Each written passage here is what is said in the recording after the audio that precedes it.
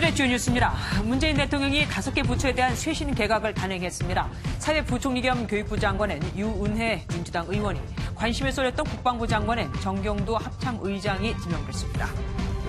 트럼프 미국 대통령이 한미연합훈련에 큰돈을 쓸 이유가 없다며 훈련 재개 가능성을 밝힌 매티스 국방장관의 발언을 뒤집었습니다. 일각에선 트럼프 대통령이 김정은 위원장에게 이미 종전선언을 약속했다는 보도까지 나왔습니다. 여당이 3주택자와 초고가 주택 보유자들에 대한 종합부동산세를 강화해달라고 정부에 요청했습니다. 정부는 필요하다면 더 강력한 대책을 검토하겠다고 밝혔습니다. 수도권과 강원 지역에 계속된 비습폭우로 2명이 숨지고 180여 명의 이재민이 발생했습니다. 비구름은 오늘 밤 충청과 호남 지역으로 이동해 최대 150mm 안팎의 강한 비를 뿌리겠습니다. 헌법재판소가 국가의 공권력을 동원해 인권을 침해한 과거사들에 대해 시효가 지났어도 정부에 손해배상을 청구할 수 있다고 결정했습니다. 하지만 양승태 대법원장 시절 선고난 각종 재판이 헌법을 위반했다며 낸 이른바 재판소원은 인정하지 않았습니다. 육군 대대장이 욕설과 성추행 등의 갑질을 했다는 신고가 접수돼 군 당국이 조사에 나섰습니다. 해당 대대장은 관련 혐의를 부인하고 있습니다. MBN 단독 보도합니다.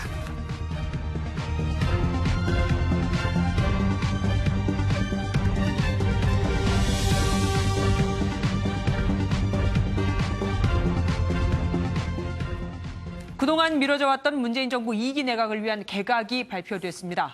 교육부 장관에는 유은혜 민주당 의원, 국방부 장관에는 정경두 합참의장 등 5곳이 바뀌는 중폭 개각입니다. 최종락 기자가 보도합니다. 문재인 대통령이 취임 후 첫 개각을 단행했습니다. 문재인 대통령은 오늘 장관 5명과 차관급 인사 4명에 대한 인사를 단행했습니다. 사회부총리 겸 교육부 장관에는 23년 만에 여성교육수장이 발탁됐습니다. 민주당 재선의 유은혜 의원으로 국회 관련 상임위 활동과 정무적 감각이 선정 배경으로 꼽혔습니다. 기무사 계엄령 문건 늑장 보고 등 논란이 일었던 송영무 국방장관 후임은 정경두 합동참모본부 의장이 맡아 국방개혁 완수를 책임집니다.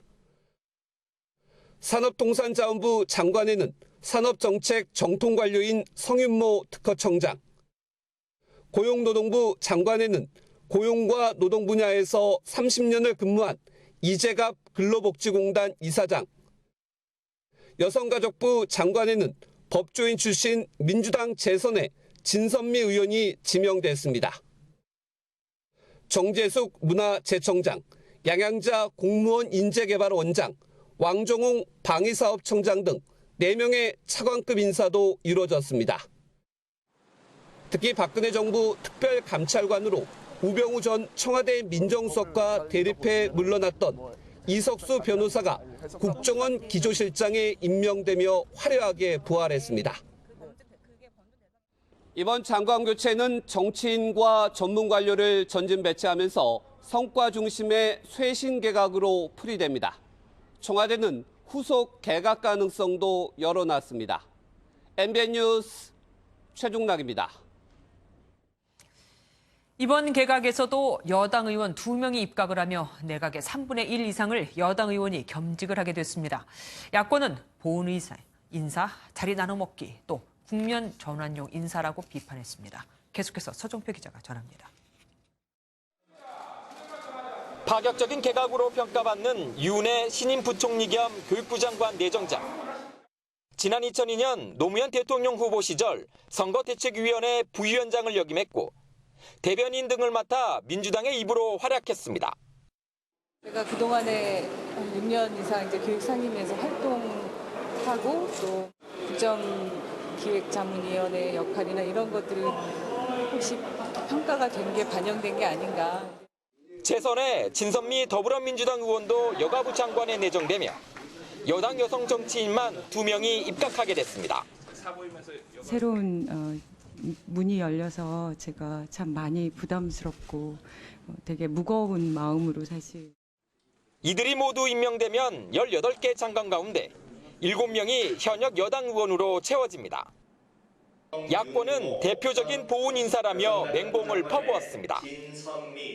이번 개각에서도 폭넓은 인재 등용보다는 자기 사람을 챙긴 듯한 느낌을 지울 수 없습니다. 한국당은 특히 1년 만에 나라를 혼돈의 도가니로 만든 부처에 대한 너무 늦은 개각이라고 날을 세웠습니다. 바꿔야 할 것은 사람이 아니라 대통령과 청와대의 인식이라며 소득 주도 성장으로 대표되는 국정기조 전반을 뜯어 고쳐야 한다고 공격했습니다. 소득 주도 성장 정책이 얼마나 섣부른 노동 정책으로부터 시작됐다는 걸 이제 진솔하게 자인하고. 야권이 한 목소리로 개각에 대해 반대 입장을 보이면서 인사청문회에서 치열한 검증 공방이 예고되고 있습니다. MBN 뉴스 서정표입니다. 트럼프 미국 대통령이 한미연합훈련 재개를 시사한 매티스 국방장관의 발언을 하루 만에 뒤집었습니다. 북한을 달래서 협상의 판을 깨지 않으려는 건데 대신 그 화살을 중국에 돌렸습니다. 중국이 북한에 자금 등을 지원하며 배후 조종을 하고 있다고요. 최은미 기자입니다. 현재로선 한미 연합훈련을 더는 중단할 계획이 없다며 훈련 재개를 시사한 매티스 미 국방장관. 하지만 하루 만에 트럼프 대통령이 트위터에 올린 성명을 통해 매티스 국방장관의 발언을 뒤집었습니다. 현 시점에서 한미 군사훈련에 많은 돈을 쓸 이유가 없다고 한 겁니다. 일단 훈련 중단 상태를 이어가겠다는 뜻입니다. 그 이유로 북미 정상 간 신뢰를 강조했습니다. I have a fantastic relationship with Chairman Kim, as you probably know, and we're just going to have to see how it all ends up. 북한을 달래면서 협상의 판은 깨지 않겠다는 의도로 해석됩니다. 트럼프 대통령은 하지만 마음만 먹으면 언제든 더 큰 규모로 훈련을 재개할 수 있다며 경고도 덧붙였습니다. 그러면서 다시 화살을 중국에 돌렸습니다. 미국과 무역 갈등을 빚고 있는 중국이 북한에 자금과 연료 등을 지원하며 배후 조종하고 있다는 겁니다. I think part of the North Korean problem is caused by our trade disputes with China. 냉온탕을 오가고 엇박자를 보이는 듯한 트럼프 대통령의 거래 기술이 북한을 다시 협상장으로 이끌어낼 수 있을지 관심입니다. MBN 뉴스 최은미입니다. 하지만 우리 정부는 남북, 미, 중이 모두 모여 종전선언을 하는 걸 지금 검토 중이라고 합니다. 바로 이번 정부의 노스트라다무스로 불리는 문정인 통일외교안보 특보가 밝힌 내용입니다. 주진희 기자입니다. 우리 정부가 유엔에서 종전선언을 하는 방안을 검토 중인 것으로 보입니다. 문정인 통일외교안보 특보가 미국 언론과의 인터뷰에서 지난 6월 12일 북미 정상회담 때 문재인 대통령은 싱가포르를 방문하려 했지만 이루어지지 않았다고 운을 뗐습니다. 이어 이제는 6월 북미 정상회담과 7월의 정전 65주년 계기를 넘어서 9월 유엔 총회 때 종전선언을 하는 방안을 검토하고 있다고 밝힌 겁니다. 만약 문재인 대통령과 트럼프 대통령, 김정은 위원장, 시진핑 주석이 모두 모여 종전선언을 하면 멋지지 않겠냐는 언급도 덧붙였습니다. 이런 가운데 북한도 관영 매체를 통해 종전선언의 채택과 판문점 선언의 국회 동의를 연일 요구하고 있는 상황. 신문은 또한 판문점 선언은 자주 통일 평화 번영을 위한 역사적 선언이라는 데 대해 쓴 기사와 최근 폼페이오 장관의 방북 취소와 한미훈련 재개 거론 등 미국의 비핵화 압박에도 별다른 반응은 없이 판문점 선언 이행만 거론하고 있는 겁니다. 김정은 위원장으로선 미국 압박을 받아들이면 군부의 체면이 서지 않고 그렇다고 구구절을 앞두고 미국과 대립하는 도박을 감행할 수도 없어 고민에 빠진 것으로 보입니다. MBN 뉴스 주진입니다. 남북 철도 구간을 점검하기 위해 방북하려던 우리 정부의 계획에 차질이 생겼습니다. 유엔군 사령부가 허락을 하지 않았거든요. 사실상 미국이 자기들을 빼고 발전하는 남북 경협 분위기에 불만을 드러낸 것으로 보입니다. 연장현 기자입니다. 통일부는 지난 22일부터 27일까지 서울역에서 출발한 열차로 북측 신의주까지 철도 구간을 점검하고 올 예정이었습니다. 하지만 비무장지대 통행을 관리하는 유엔사가 이를 막으며 계획은 무기한 연기됐습니다. 이번 통행 허가 거부는 이례적인 일입니다. 통행 불허 조치의 이유를 두고 미국이 남북철도 사업의 대북 제재 위반 여부를 따지기 시작했기 때문이란 분석이 나옵니다. 브룩스 유엔군 사령관이 주한 미군 사령관을 겸임하고 있는 만큼 유엔사가 사실상 미국의 입장을 대변한다는 점도 이런 분석에 힘을 실어주고 있습니다. 자칫 한미 불협화음으로 이어질 수 있는 일이어서 우리 정부는 남북철도 사업에서도 미국과 긴밀한 협조를 하고 있다고 강조했습니다. 그 사업을 대북 제재의 틀 내에서 유관국들과 긴밀히 협의하는 가운데 추진해 나간다는 입장이 우리 정부의 입장입니다. 하지만 정부는 남북철도 도로 사업은 대북 제재 위반 사항이 아니라며 유엔에 예외 신청을 할 계획은 없다고 선을 그었습니다. MBN 뉴스 연장현입니다. 정부가 대책을 내놔도 집값이 계속 급등하자 당정청이 종합부동산세 강화라는 카드를 꺼냈습니다. 이해찬 더불어민주당 대표가 종부세를 강화해야 한다고 운을 띄웠고 장하성 청와대 정책실장이 여기에 맞장구를 친 겁니다. 박유영 기자입니다. 더불어민주당 이해찬 대표 취임 이후 처음 열린 고위 당정청 협의회. 이 대표는 작심한 듯 부동산 대책부터 꺼내들었습니다. 3주택 이상이거나 아니면 고가주택 이런 경우에 대해서는 종부세를 도입하는 것을 검토를 좀. 정부와 청와대도 주택시장 투기 수요를 억제하기 위해 더 강력한 대책을 내놓겠다고 밝혔습니다. 실수요는 보호하되 투기는 철저하게 차단한다는 기조를 더욱 강화해 나가겠습니다. 서울과 수도권을 중심으로 아파트 가격이 한두 달 만에 억 단위로 오르는 현상이 속출하자 당정청이 작심하고 나선 겁니다. 민주당은 주택 공급량을 늘리는 동시에 집값이 더 오를 거란 기대 심리를 차단해달라고 정부에 요구했습니다. 실수요자들은 지금 아니면 집을 사지 못한다는 불안감을 갖고 있는데 대체로 그런 말이 나올 때가 꼭지점인 경우가 많습니다. 당정은 시세의 절반밖에 안 되는 공시가격을 현실화하고 과세표준을 정할 때 반영하는 공정시장 가액 비율도 추가 조정할 수 있는지 검토할 방침입니다. 다만 종부세만 강화하면 부동산세 부담이 너무 커진다며 자유한국당이 벌써부터 제동을 건 만큼 국회에서 논의가 본격화되면 여야 간 공방이 치열할 것으로 예상됩니다. MBN 뉴스 박영입니다. 당정청이 이렇게 부동산 과열을 막기 위해 애를 쓰고 있지만 서울 어디에 가도 집을 사려는 사람은 넘쳐나는데 팔려는 사람은 찾기 힘듭니다. 팔기로 했다가 계약금을 물어주고 계약 파기를 하는 경우도 심심치 않게 발생을 할 정도인데 부동산 관련 지표를 보면 지금 이 상황이 고스란히 드러납니다. 박통일 기자입니다. 전용 면적 59제곱미터가 10억 원을 넘어선 서울 마포구의 아파트 단지. 2,000세대 넘는 대단지인데 공인중개업소에 나온 59제곱미터 매물이 2건뿐입니다. 예, 현재는 2개 있어요. 거의 없는 거죠. 개발 계획이 보류된 이후에도 여의도와 용산에서는 계약 해지가 빈번합니다.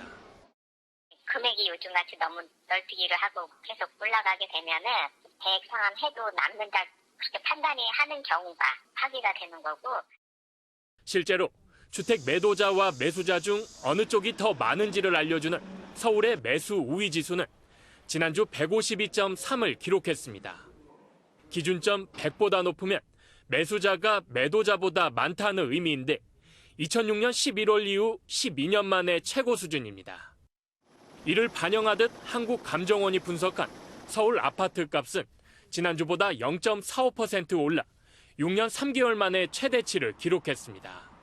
릴레이식 규제에 나서고 있는데요. 무주택자들의 불안 심리를 어느 정도 진정시키냐에 따라서 집값 흐름은 달라질 것으로 예상합니다. 정부가 이딴 대책을 예고한 상황에서 매도 우위로 기울어진 시장 분위기가 언제쯤 진정될 수 있을지 주목됩니다. MBN 뉴스 박통일입니다. 거의 모든 서울의 집값이 치솟자 주택 공급 확대 카드까지 꺼내든 정부. 하지만 그러면서도 서울의 주택 공급은 충분하다는 입장엔 변함이 없습니다. 수요자들은 매물이 부족해 울며 겨자 먹기로 높은 가격이라도 사려는 상황인데도 말이죠.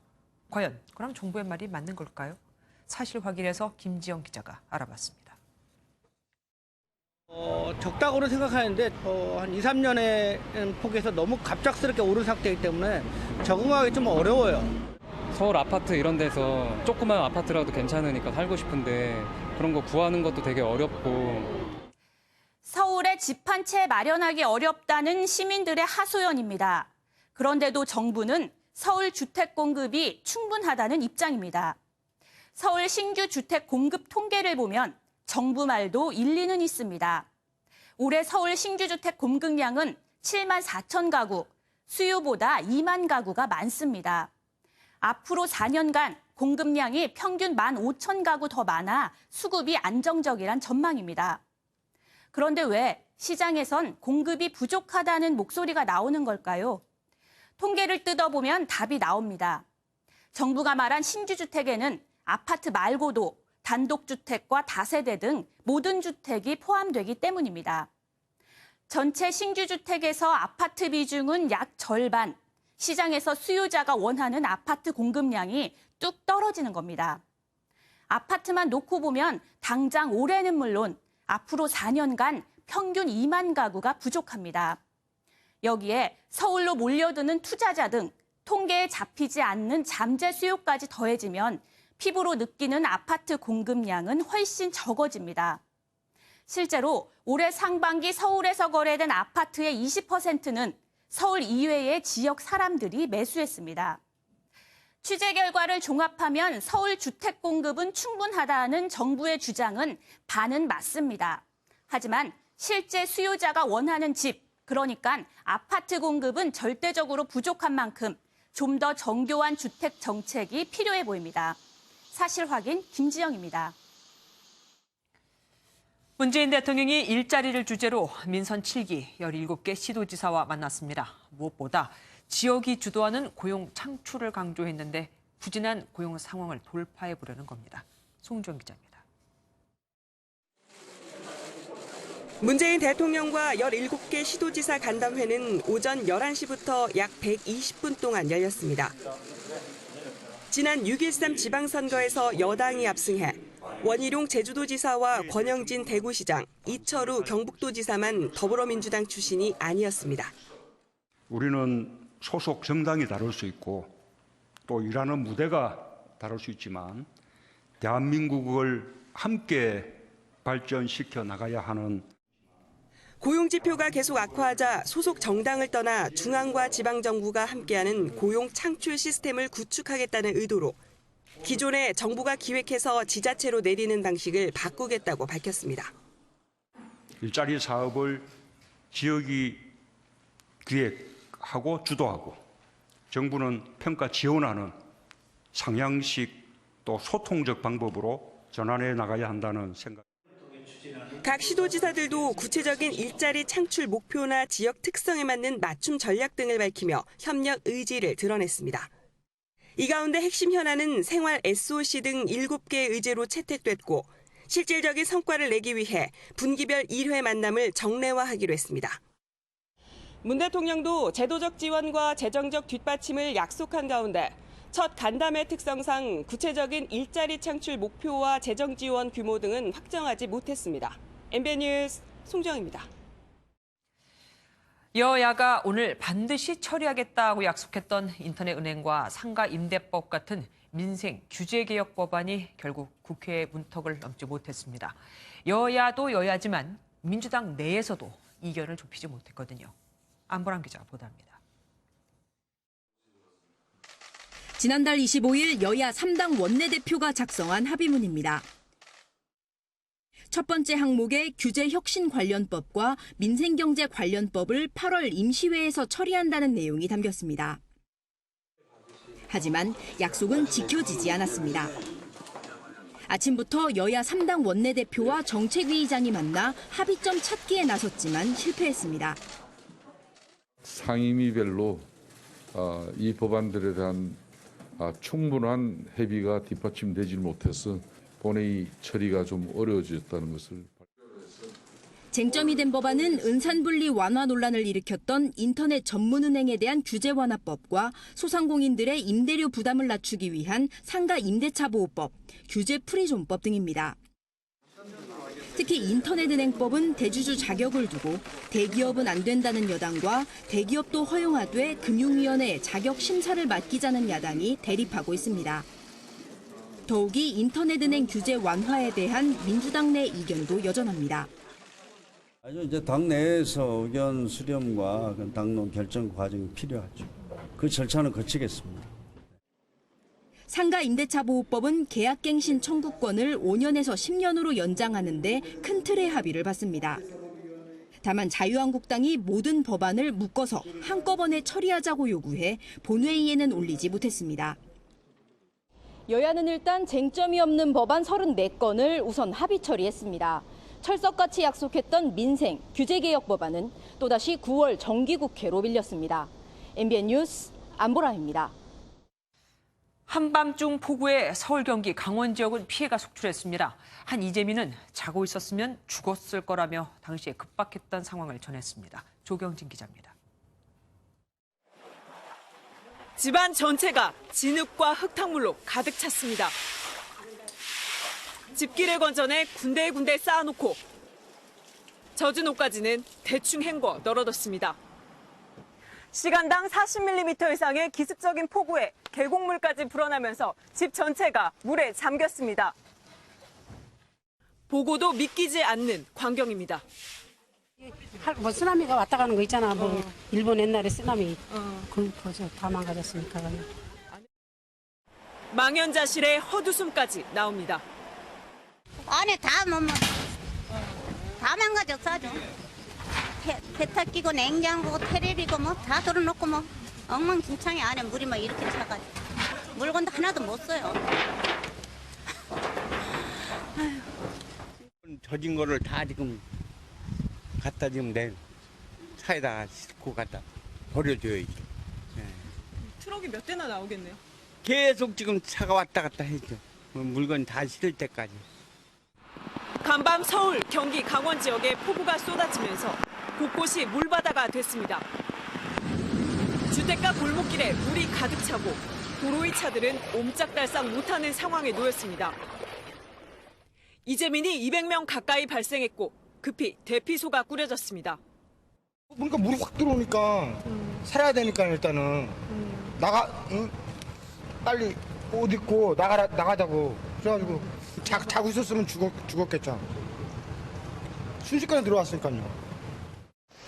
지난 28일 이후 서울 중랑천과 경기 양주에서 모두 2명이 숨지고 철원에서는 1명이 실종됐습니다. MBN 뉴스 조경진입니다. 오늘 밤부터 내일 오전까지 또 충청과 호남 지역에 최대 150mm의 강한 비가 쏟아질 것으로 예상됩니다. 비 피해 복구 작업이 아직 끝나지 않은 지역도 있는데 말이죠. 대전 갑천에 취재기자 나가 있습니다. 김영현 기자, 지금 상황은 뭐 그렇게 나빠 보이진 않네요. 네, 대전 갑천변에 나와 있습니다. 오늘 오전 소강 상태에 접어든 비는 1시간부터 다시 내리기 시작했습니다. 현재 세찬 비가 내리고 있지만 아직 하천 수위는 평상시와 비슷한 수준입니다. 지금까지 내린 비의 양은 대전 35, 충남 금산 30.5, 충북 보은 47, 전북 전주 35mm 등입니다. 오늘 밤 사이 약해졌던 비구름대가 발달해 대전을 비롯한 충청과 호남 지역에 많은 비가 쏟아지겠습니다. 내일 오전까지 시간당 40mm 안팎의 강한 비와 많게는 150mm 이상의 비가 내리는 곳도 있겠습니다. 아직 비 피해 복구 작업이 한창인 일부 지역도 있어 침수 피해 철저히 대비해야 합니다.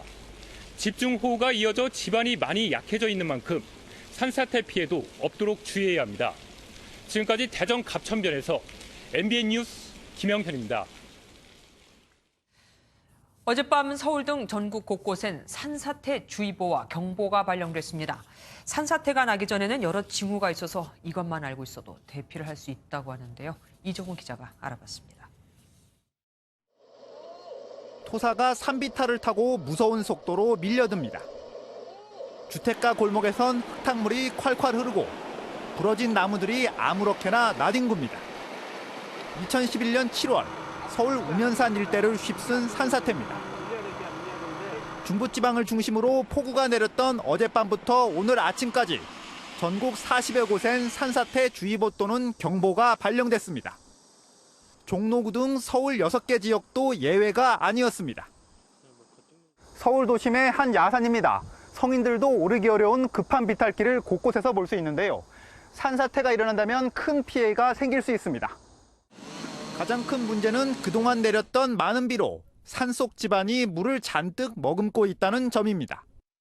토양의 결속력이 약해지면서 지금보다 적은 비에도 산사태가 일어날 가능성이 커졌습니다.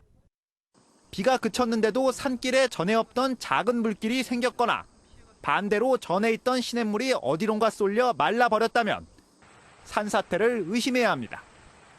바람이 불지 않는데 나뭇가지들이 움직인다. 그것도 산사태의 징후라고 볼 수가 있는 것이죠. 진동이 일어나고 소리가 날 수가 있고요. 폭우가 내린 직후엔 급한 비탈길이 있는 산에는 가지 않는 게 좋다고 전문가들은 조언합니다. MBN 뉴스 이정호입니다.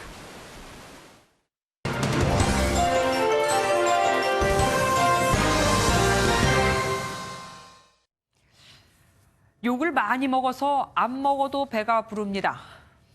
지난 26일 기상청 관계자가 한 말입니다. 태풍의 상륙 지점 예측이 틀린 뒤 과잉 예보를 했다는 여론의 질책에 대한 반성이었죠.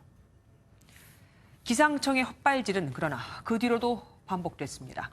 이틀 전 저녁 퇴근길 서울 강북에 내린 집중호우 때였죠. 호우주의보 등 그 어떤 호우 예비 특보도 없었는데 곳곳이 물바다가 됐고 그리고 나서야 기상청은 호우 경보를 발령했었죠. 이때 나온 기상청 관계자의 말은 이렇습니다. 당황스러움을 넘어 입이 딱 벌어질 정도로 상상치 못했던 일이다. 하지만 정말 당황한 사람은 갑작스러운 비로 피해를 입은 국민들이었습니다. 청와대 국민청원 게시판엔 기상청을 폐지해달라는 청원이 150건 이상 올라와 있습니다. 그리고 언제부턴가 젊은 층 사이에서는 우리나라 기상청이 아니라 일본 기상청 사이트를 검색하는 게 거의 일반화됐습니다. 우리 기상청은 500억 원짜리 슈퍼컴퓨터를 보유하고 있습니다. 성능이 일본에 뒤지지도 않고요. 하지만 컴퓨터가 관측 자료를 내놓은 다음에는 분석관들이 최종 결정을 내려야 하는데 사람이 없습니다. 늘려도 모자랄 예보 분석관실 소속 인원을 2015년 이후 절반으로 줄여 이제는 5명뿐이거든요. 올해 말엔 한반도의 기상 관측을 전담하는 새 기상위성 천리안-2A가 발사된다고 하죠. 3,200억 원 이상을 들여 하는 사업입니다. 기상 예보에 기여를 할 거라는데 우리에겐 이런 기억도 있습니다. 지난 2010년 3,500억 원을 들여 천리안 위성 1호를 발사했건만 그 기상 자료를 못 썼던 겁니다. 기상 자료를 활용할 기술을 개발하지 않아서 국내 기상 예보에 쓰지 못한 거죠. 정말 웃지도 못할 일입니다. 슈퍼컴퓨터를 사고 기상 위성을 띄우는 것도 중요하지만 적어도 아직까지는 사람이 더 중요합니다.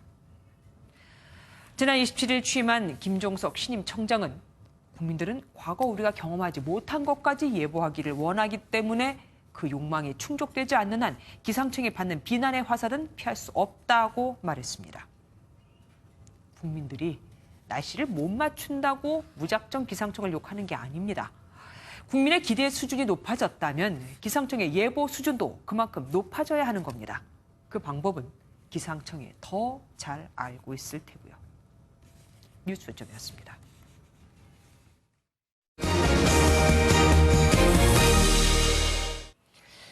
양승태 대법원은 박정희 군사정권 시절 피해자의 보상을 제한했었는데 이게 위헌이라는 헌법재판소의 결정이 나왔습니다. 피해 구제의 길이 열린 겁니다. 조성진 기자입니다. 박정희 군사정권 시절 방직공장에서 노동조합을 만들려다 해고된 A씨는 지난 2000년 민주화 보상법에 따라 생활지원금을 받았습니다. 해고가 부당한 공권력 행사였다는 과거사의 결정에 따라 A씨는 국가를 상대로 손해배상을 청구했지만 대법원은 생활지원금을 받았다는 이유로 기각했습니다. 이에 대해 헌법재판소는 민주화 보상법상 보상금에는 정신적 손해에 대한 배상이 포함되지 않았다며 위헌 결정을 내렸습니다. 민주화 운동과 관련하여 입은 피해 중 정신적 손해에 대해서는 재판상 화해가 성립된 것으로 볼 수 없어 헌법재판소는 국가의 인권 침해 사건에 대해 보상을 청구하는 시한을 6개월로 제한한 것에 대해서도 위헌 결정을 내렸습니다. 국가기관이 불법 행위를 조작 은폐해 진실 규명이 어려운 경우가 많다며 일반 사건과 같은 시효를 적용할 수 없다는 겁니다. 관심이 쏠렸던 확정 판결에 대해 재판 취소가 가능하냐는 여부에 대해서는 각하 결정을 내렸습니다.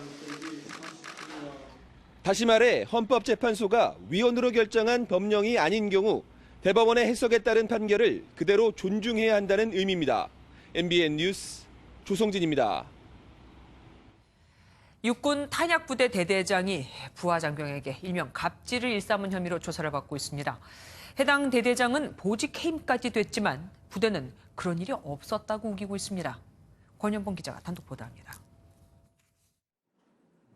지난 13일 강원도 모부대 지휘관을 고발하는 내용의 민원이 국민신문고에 제출됐습니다.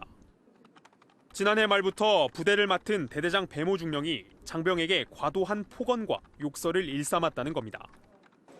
배 중령은 온라인 평가를 하지 않았다며 부하 부사관을 폭행하고 활동복 상의를 빼입은 병사에게 옷을 넣어주겠다며 바지를 들추기까지 했던 것으로 알려졌습니다. 논란이 불거지자 부대 측은 감찰 조사에 착수했는데 조사 과정에서 배중령은 성추행 혐의는 부인한 것으로 전해졌습니다. 결국 배중령은 보직 해임돼 추가 조사까지 받고 있지만 해당 부대는 모르는 일이라고 잡아떼기 급급합니다. 전혀 그런 얘기가 없거든요. 그런 거 없었어요. 군 당국은 해당 인원에 대해 법과 규정에 따라 엄정히 조치할 예정이라고 밝혔습니다. 올해 강원도의 또 다른 부대에서도 대대장 홍모 중령이 부하 여군에게 성희롱 발언을 일삼았다가 중징계를 받기도 했습니다. 홍 중령은 지난해 같은 부대에서 근무하던 간부에게 폭언과 욕설을 한 혐의로 국가인권위원회에 피해 사실이 신고돼 조사를 받고 있습니다. 일선 부대 지휘관들의 갑질 사건이 연이어 터지면서 군에 대한 신뢰가 추락하고 있습니다. MBN 뉴스 권용보입니다. 송도의 한 아파트 내 주차장에서 주차 금지 딱지가 붙은 데 불만을 품고 차로 주차장을 막아놓은 일이 화제죠. 지금 그 차는 어떻게 됐을까요? 주인은 차를 중고차 시장에 내놨고 화가 난 한 주민은 이 차량 바퀴에 자물쇠까지 채워놨습니다. 노승환 기자입니다. 아파트 인도에 수입차 한 대가 서 있습니다. 주민이면서도 입주민 표지를 붙이지 않자 관리소가 딱지를 붙인 것에 격분해 며칠 전 아파트 주차장 입구를 막아섰던 차입니다. 주민들이 어렵게 차를 인도로 옮겼지만 주인은 차를 빼지 않았습니다. 자기가 잘못했으니까 붙였지. 이거 붙였다고 피켓하는 거 아니에요. 차에는 얼른 사과하고 차를 빼라는 성난 주민들의 쪽지 수백 장이 붙었습니다. 며칠째 차를 방치해놨던 차주는 주민들의 사과 요구에도 나타나지 않은 채 급기야 차를 중고차 시장에 매물로 내놨습니다. 한 주민은 사과를 받기 전에는 보내줄 수 없다며 차량 바퀴에 자물쇠를 채웠습니다. 중고차 딜러와 관리소 간 실랑이가 벌어지기도 했습니다. 뭘 잘못한 거는 차주분이 처벌받으면 되는 것이고 왜 재산에다가 이렇게 하냐고. 경찰은 주민 간 다툼이고 사유지라 차를 어쩌지 못한다며 여전히 관망하고 있습니다. MBN 뉴스 노승환입니다. 병원에서 방광암 진단을 받아 보험사에 암보험금을 신청했는데 거부를 당하는 사람이 의외로 많습니다. 의사는 암, 심지어 악성이라는데도 보험사는 암이 아니라고 합니다. 배준우 기자가 취재했습니다. 50대 임모 씨는 2달 전 소변에서 피가 나와 병원을 찾았습니다. 방광에서 종양이 발견됐고 방광암 진단을 받았는데 보험사는 보험금 지급을 거부했습니다. 저는 결국 침범이 안 됐다라는 이유 하나만으로 이건 암이 아니다. 수술을 직접 집도하신 선생님의 소견은 무시가 되면서 보험사 약관에 따르면 임 씨의 경우 종양이 점막 아래까지 침투하지 않은 비침윤성 방광암이라 질병 분류상 암에 해당하지 않는다는 겁니다. 보험이 약관이라는 게요. 이 보험금을 지급할 때는 이 질병 코드로 하게 돼 있는 거는 맞아요. 근거 자료가 이 주치의의 소견이 아니고 과학적, 의료적인 그 근거가 있는 검사지예요, 사실. 담당 의사는 임 씨가 걸린 방광암이 악성이라며 치료를 하더라도 재발할 가능성이 크다고 우려하고 있습니다. 비침범성, 비침윤성 방광암이라고 하더라도 악성도가 높은 경우에는 재발도 하고 진행을 하기 때문에 암이 아니라면은 의사들이 병원에서 환자들한테 이렇게 공고할 수 없겠고, 까다로운 약관 때문에 암에 걸려도 지급이 거부된 보험금은 지난 5년간 7천억 원이 넘습니다. 일반인은 이해하기 어려운 약관을 핑계로 보험사가 보험금 지급을 거부하면서 암 환자들은 치료비 부담에 고통받고 있습니다. MBN 뉴스 배준우입니다. 사고 현장에서 시신을 먼저 수습하려고 119 무전을 엿들은 일당이 검거된 게 엊그제인데 이번엔 견인차 기사들이 경찰에 무전을 도청하다 적발됐습니다.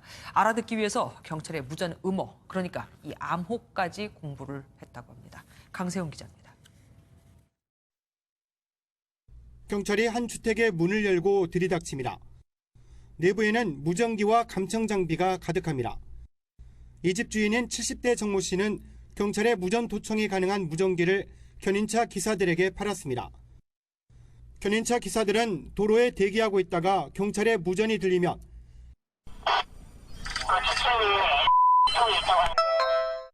사고 현장으로 가 파손 차량을 견인했습니다.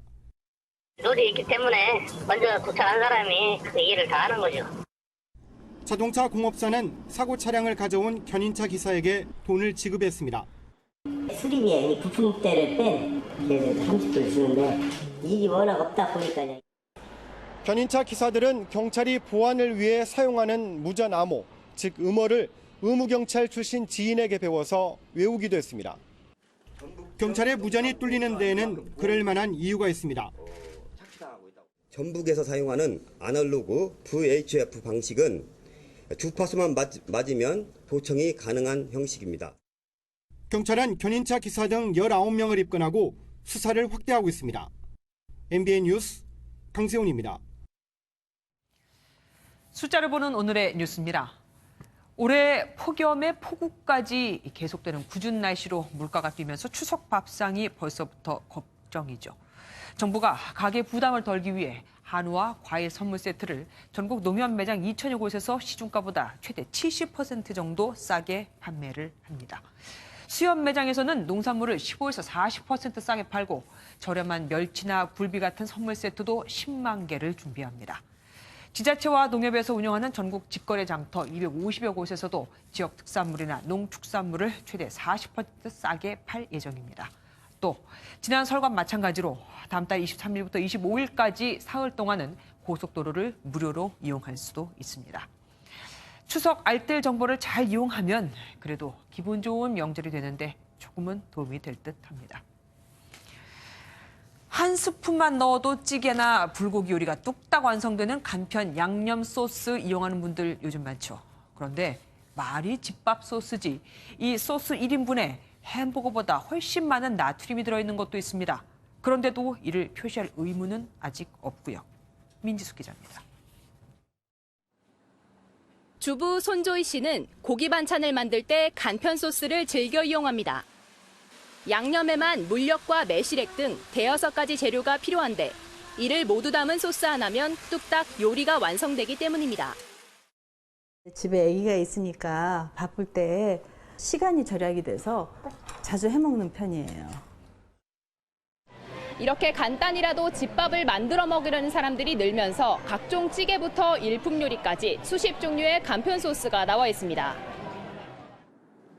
한국소비자원 조사 결과 고기 양념의 나트륨은 1370mg으로 햄버거보다 높았고 찌개 양념은 1050mg으로 뒤를 이었습니다.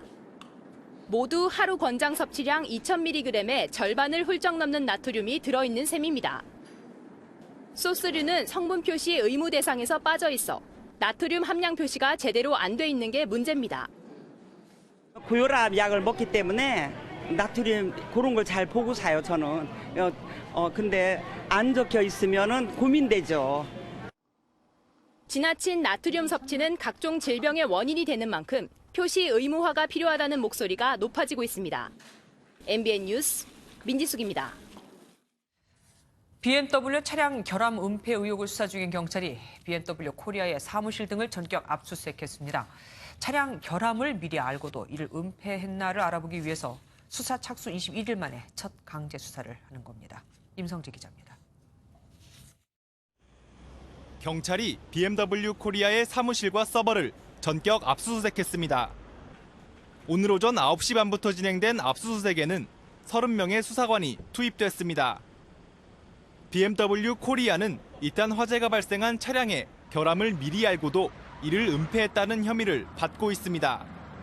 이런 의혹에 지난 9일 BMW 차량 화재 피해자들은 BMW 본사 회장과 BMW 코리아 대표 등 11명을 고소했습니다. 경찰은 수사 착수 3주 만에 BMW 코리아에 대해 첫 강제 수사에 나섰습니다. 이번 압수수색에서 경찰은 이딴 화재의 원인으로 지목된 EGR, 즉 배기가스 재순환 장치와 관련된 서류 등을 확보하는 데 주력하고 있습니다.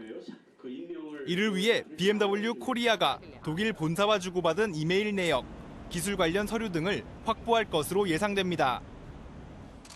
앞서 경찰은 지난 13일과 17일 차량 화재 피해자들을 불러 고소인 신분으로 조사하기도 했습니다. 경찰은 압수물 분석을 마치는 대로 이르면 다음 주 회사 관계자들을 소환해 조사할 것으로 보입니다. MBN 뉴스 임성재입니다. 가을철 대표 축제로 자리매김하고 있는 한국 남산의 맛 축제. 남산 한국의 맛 축제가 다음 달 13일부터 열립니다. 유명 셰프 30명이 선보이는 갖가지 음식들과 함께 올해는 북한 음식도 맛볼 수 있다고 합니다. 김태일 기자가 전합니다. 지난해 5만여 명이 다녀갈 정도로 성황을 이뤘던 남산 한국의 맛 축제. 3회째를 맞는 올해는 다음 달 13일부터 나흘간 남산골 한옥마을에서 열립니다. 한식의 재해석이라는 주제로 유명 셰프 30명이 요리의 향연을 펼치게 됩니다. 말차나 유자 이런 거는 베이글에 보통 들어가지가 않는 재료인데 그런 거를 넣음으로써 이제 한식이 널리 퍼질 수 있도록. 특히 올해는 이북식 온반과 평양 왕만두 등 북한 음식전이 열릴 예정이어서 특별함을 더하고 있습니다. 이북식 만두는 일단 크기가 커가지고요. 하나만 먹어도 굉장히 배가 부를 수 있고요. 그다음에 김치랑 야채가 많이 들어가서 굉장히 깔끔하고 개운합니다. 맥주 빨리 마시기 대회와 셰프 토크 등 관람객들이 직접 참여하고 소통할 수 있는 다양한 프로그램들도 마련됐습니다. 대표적인 가을 축제로 자리매김하고 있는 남산 한국의 맛 축제. 가을의 정취를 느끼며 오감을 만족할 수 있는 축제장이 이곳 남산골 한옥마을에서 펼쳐질 예정입니다. MBN 뉴스 김태일입니다. 중부지방에 큰 비를 뿌렸던 강한 비구름대가 점차 남쪽으로 향하고 있습니다. 내일 오전까지 충청과 호남을 중심으로 특히 강한 비가 집중되겠는데요. 시간당 40mm가량으로 중부지방에 큰 상처를 입혔던 것과 비슷한 수준의 강한 비가 예상되고 있어서 피해가 없도록 대비를 철저하게 해주셔야겠습니다. 앞으로 충청과 호남을 중심으로 많은 곳은 150mm 이상의 비가 내리겠고 경기 남부와 영남, 제주 산간에도 30에서 80mm의 비가 예상됩니다. 충청에 내려진 호우특보는 점차 그 밖에 충청 내륙과 전북 북부 지역으로까지 확대되겠고요. 현재 충청 북부 지역은 비의 강도가 점차 더 강해지고 있습니다. 특히 예비특보가 내려진 지역들을 중심으로는 밤사이 주의가 매우 필요한 상황입니다. 서울과 경기 남부의 비는 내일 아침에, 충청은 내일 오후에 비가 대부분 그치겠습니다. 반면 남부지방은 내일 종일 비가 내리겠는데요. 강원 동해안은 내일 구름만 지나는 날씨가 예상되고 포항은 하루 종일 비가 내리겠습니다. 모레까지 남부지방에서는 비가 길게 이어질 것으로 보여 피해가 없도록 주의가 필요하겠습니다. 날씨였습니다. 뉴스팔이 선정한 이한장의 사진입니다.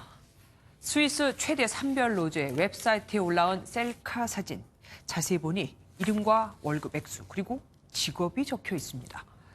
웬만하면 임금은 공개를 잘 안 하는데 이게 웬일일까요? 똑같은 일을 하면서도 임금이 다른, 많게는 20%나 차이가 나는 남녀 임금 차별을 꼬집기 위한 겁니다. 스위스에 불고 있는 임금 셀카 열풍. OECD 국가 중 남녀 임금 격차가 가장 큰 우리나라도 눈여겨봐야겠습니다. 뉴스파일 여기서 마치겠습니다. 함께해 주신 여러분 고맙습니다.